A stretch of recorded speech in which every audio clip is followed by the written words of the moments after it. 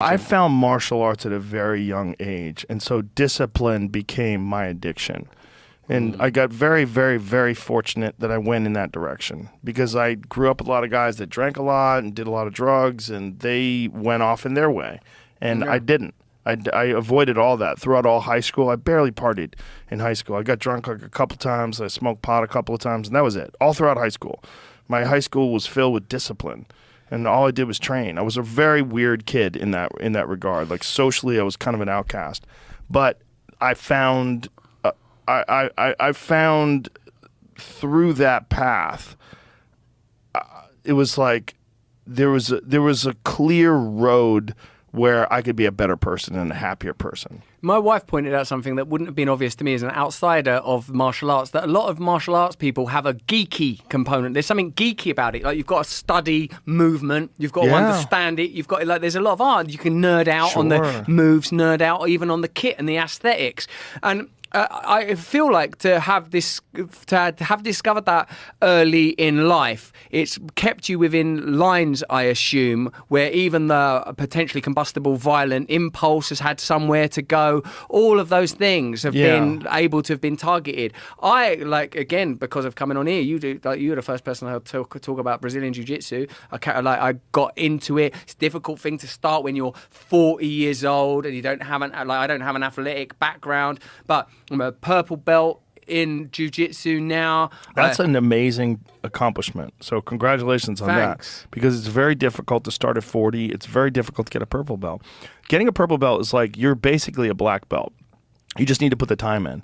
The difference between a white belt and a blue belt, the blue belt is like, okay, you're learning things. You now have an understanding of moves that's not just a beginner's understanding. Like, you know a path. When you get into someone's side control and you trap an arm with your neck, you know how to slide into that head and arm choke. It's natural. It's automatic. When you get to a purple belt, it's like you've got some serious shit. When you get to a purple belt level, you know how to set things up. You know how to set traps. You know how to use defensive tactics to initiate offense. The only difference between that and a black belt is honing the edge and continuing to put in the time. The difference between my game when I was a purple belt versus my game when I'm a black belt is that I just learned more moves and became more consistent and then trained more and then got a better understanding of what to do and what not to do, and was much more responsible defensively and just got better condition and stronger. And that got me to black belt. But you're at purple belt level, which is that's the great divide. That's what separates someone who just starts Brazilian Jiu-Jitsu with someone who gets to black belt. Can you get to purple belt? You're in the great divide. Oh, that's the threshold, is it? Because I found it a difficult place to be, and I'll give a shout. Difficult. My teacher, Chris Clear, he's a very dedicated teacher. He's a black belt under Roger Gracie. For me, I move in and out of it, like not necessarily even because of injuries, because of time, and sometimes because part of me still holds on to the idea of not being crushed under somebody's shoulder.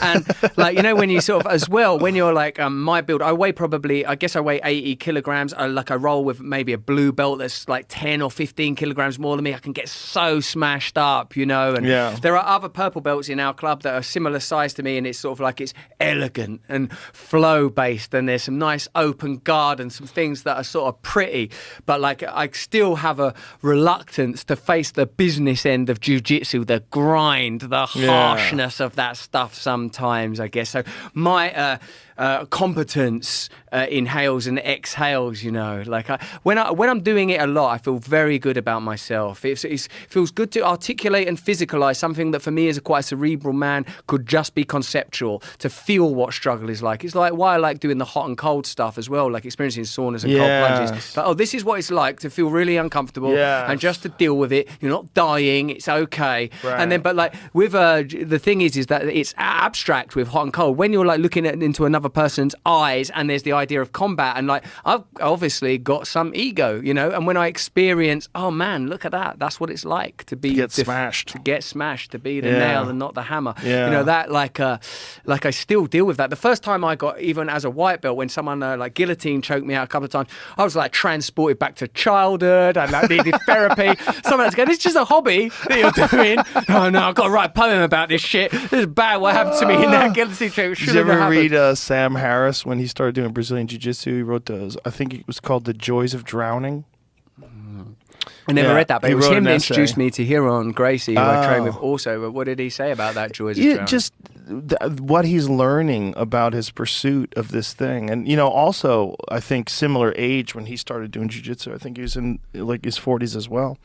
And just trying to reconcile like this desire to learn this thing and just getting smashed by people and how difficult it is to get good at it. But there's something very fascinating about being a Brazilian Jiu-Jitsu black belt and rolling with someone and knowing they can't do anything to you. Like if I roll with some white belt and then they kind of spaz out on me or something and I just grab them and clinch them, it's like I'm in control of this.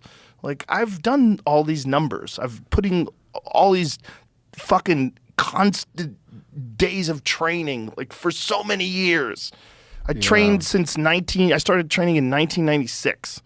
It's like I've been doing it for so long that it's such a beautiful thing to have. And one of the beautiful things about jiu-jitsu is, I mean, the real lessons or the real value in it is that you overcome adversity and it becomes a tool for developing your human potential through the struggle of like the physical struggle, the wanting to quit, not quitting, the developing the ability to overcome adversity, developing the mental fortitude.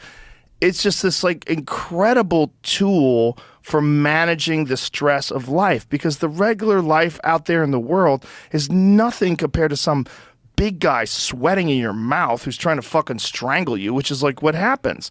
Or when someone gets you in a triangle and you got your fucking arm is here and the leg is here and like, like it's so much worse than most life, yet still somehow enjoyable. You know, there's magic to it. It's just like there's very few things that are like jiu-jitsu in this life that can give you those kind of lessons.